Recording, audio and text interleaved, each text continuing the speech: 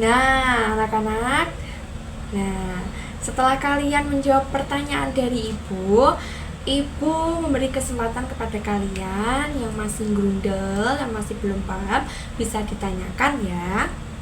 Iya. Iya, Brian. Apa, Brian? Ah, iya, jadi pertanyaan dari Brian, mengapa sih Bu kita perlu menaati aturan?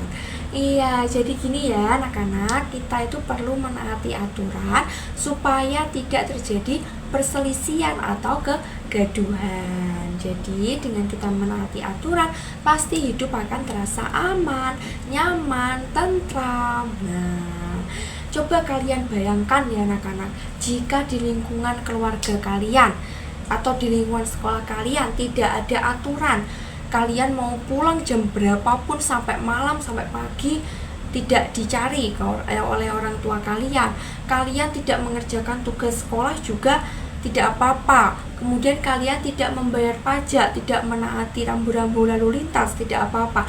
Nah, itu pasti akan membuat perselisihan ya.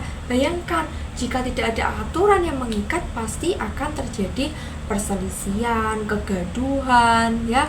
Semuanya tidak ada yang mengatur, pasti akan terjadi seperti itu, perselisihan, kegaduhan, kekecewaan, kekacauan di mana-mana seperti itu ya.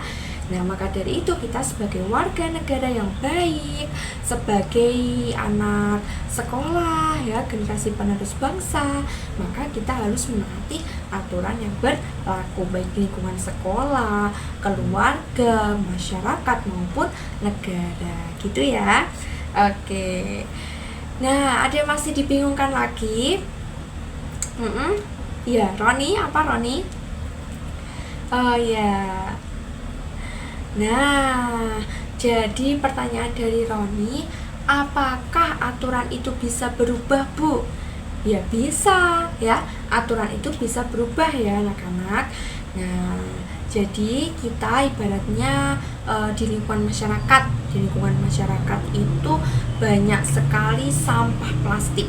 Nah, aturan yang sebelumnya itu kita harus membuang sampah di tempatnya. Kemudian karena banyak sampah plastik, aturannya diubah supaya sampah plastik tersebut bisa dikelola. Jadi kita selain membuang sampah pada tempatnya, kita juga harus bisa mengelola sampah plastik menjadi sebuah kerajinan, menjadi sebuah barang yang berharga dan bernilai jual. Jadi aturan itu bisa berubah ya, bisa berubah, disesuaikan dengan keadaan, disesuaikan dengan zamannya. Seperti itu ya anak-anak.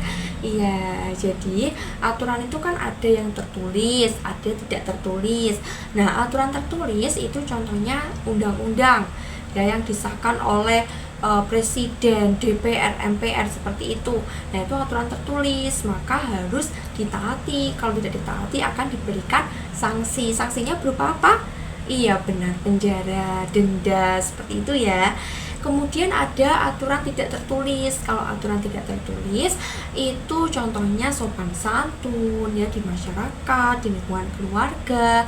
Nah, itu kan tidak tertulis.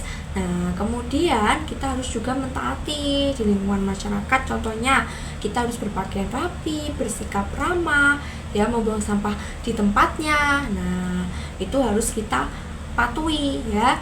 Kemudian kalau kita tidak mematuhi aturan di lingkungan masyarakat atau di lingkungan keluarga, sekolah, maka kita akan dikenakan sanksi. Sanksinya berupa bisa dikucilkan, tidak ditemani, seperti itu ya. Itu aturannya tidak tertulis. Jadi sikap sopan santun, sikap ramah, nah itu kan tidak tertulis seperti itu. Gitu ya anak-anak Ibu, bisa dipahami? Bisa. Sudah bisa ya berarti. Oke.